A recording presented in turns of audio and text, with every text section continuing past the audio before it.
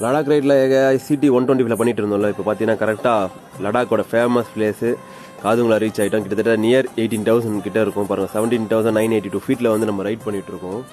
செம்மையான ஒரு 2.5 hours ride. செம்மையாக மூச்சு வாங்கிச்சு. உங்களுக்கு காமிக்கிற மாதிரிங்க ஒரு இது. நம்ம அந்த ஐஸ் மவுண்டைன் சொல்லிட்டு இருந்தோம்ல, இப்போ அங்கே தான் வந்திருக்கோம். செம்மையாக இருக்குது. எப்படி சொல்கிறதுனே தெரியல இந்த பிளேஸில் வந்து. ஏன்னா இதுக்கப்புறம் வந்து நிறைய ரைடு இருக்குது. 18,000 ஃபீட் இருக்குது. 19,000 ஃபீட்டில் வந்து பார்த்தீங்கன்னா உம்லிங்லா பண்ண போகிறோம். அதுதான் ஹையஸ்ட் பாஸ். இங்கே பாருங்கள் என்ன மாதிரி ஐஸு.